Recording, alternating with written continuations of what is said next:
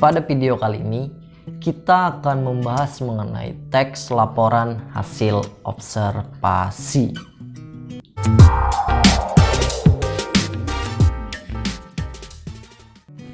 Pernahkah kalian melakukan observasi?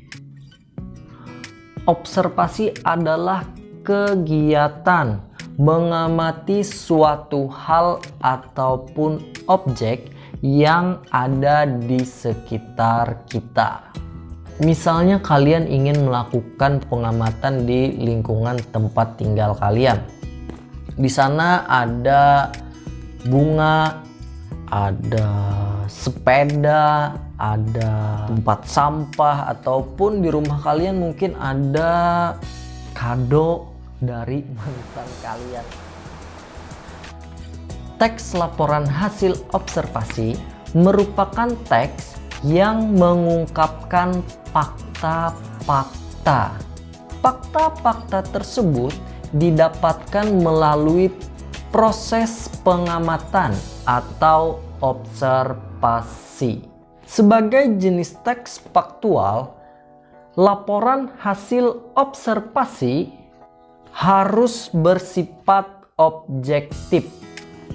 Artinya, data yang ada di dalam teks laporan hasil observasi itu harus sesuai dengan apa yang kalian lihat, apa yang kalian sentuh, apa yang kalian cium, apa yang kalian rasakan ketika melakukan kegiatan observasi tadi. Nah, tidak boleh kalian reka, harus sesuai apa adanya ketika kalian melakukan pengamatan tersebut.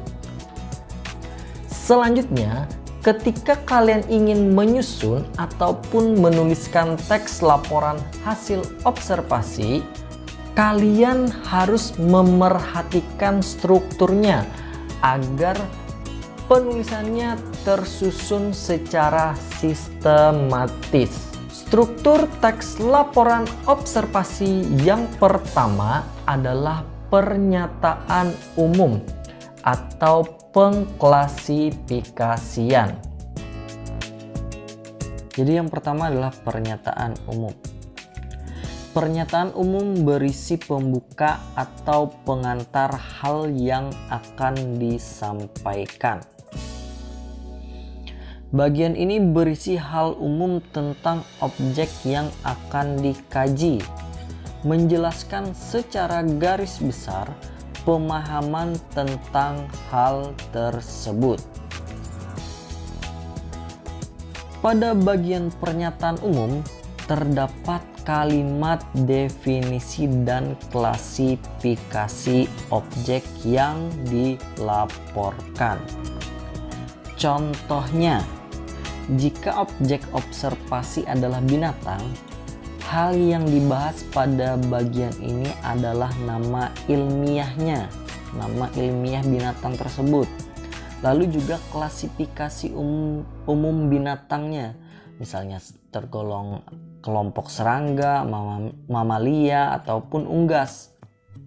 Dan tempat hidup secara umum binatang tersebut. Lanjut ke strukturnya yang kedua. Yang kedua adalah deskripsi bagian.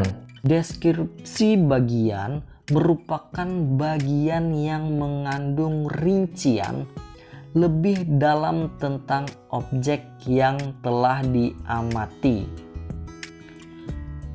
Pada bagian ini, kalian menguraikan secara detail mengenai objek atau bagian-bagiannya. Contohnya, jika objek observasi adalah binatang, hal-hal yang dapat dibahas di bagian ini adalah bagian tubuh, pola makan, daur hidup, habitat, kebiasaan unik, dan juga lain-lain. Strukturnya yang terakhir adalah deskripsi manfaat. Deskripsi manfaat menunjukkan bahwa setiap objek yang diamati memiliki manfaat atau fungsi dalam kehidupan. Pada bagian ini, kalian memaparkan manfaat objek yang telah kalian observasi. Selanjutnya, kaidah kebahasaan teks laporan hasil observasi. Yang pertama, menggunakan kata ilmiah. Yang kedua, menggunakan kalimat definisi. Dan yang terakhir, menggunakan kalimat deskripsi. Salah satu ciri bahasa yang digunakan dalam laporan hasil observasi adalah bahasa ilmiah. Hal ini tidak lepas dari laporan hasil observasi yang termasuk dalam teks ilmiah. Contoh, belalang anggrek merupakan predator volifagus atau pemakan beberapa jenis mangsa. Nah, untuk kata ilmiah ini tidak semua atau tidak harus ada, karena tidak semua benda ataupun hewan memiliki kata ilmiah. Nah, jadi tidak harus selalu ada penggunaan kata atau bahasa ilmiah. Yang selanjutnya, kalimat definisi. Kalimat definisi merupakan kalimat yang menjelaskan suatu hal, baik benda hidup maupun benda mati secara umum. Umumnya penggunaan kalimat definisi dalam teks laporan merujuk pada istilah teknis atau ilmiah yang berkaitan dengan bidang tertentu. Contoh, belalang anggrek Heminophus coronatus adalah salah satu jenis belalang sentadu atau belalang sembah yang hidup di Indonesia dan kawasan Asia Tenggara. Nah, di situ menggunakan kopula. Apa kopulanya? Kopulanya menggunakan kata adalah. Dan yang terakhir, menggunakan kalimat deskripsi. Kalimat deskripsi digunakan untuk menggambarkan sifat-sifat atau ciri-ciri yang khusus dari suatu benda.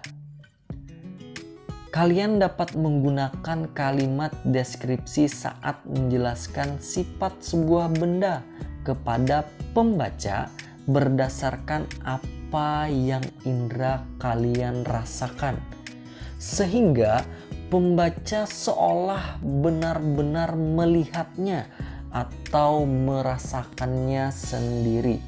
Nah, jadi di sini kalian harus bisa menggambarkan ciri-ciri benda yang kalian deskripsikan agar si pembaca bisa membayangkan bentuk dari benda itu seperti apa. Contoh, contoh di sini ada contoh di sini merujuk kepada hewan. Tubuh mereka berwarna putih dengan aksen merah muda, lembut atau cerah. Yang kedua, sayap depan berfungsi melindungi sayap belakang sehingga teksturnya lebih keras. Nah, di situ sampai dijelaskan teksturnya lebih keras. Jadi pembaca bisa membayangkan seperti apa bentuk sayapnya itu. Nah, sampai di sini dulu video kali ini. Apabila ada yang kurang jelas, bisa kalian tuliskan pada kolom komentar. Dan juga jangan lupa like, subscribe-nya. Saya Abdi Maulana. Assalamualaikum warahmatullahi wabarakatuh.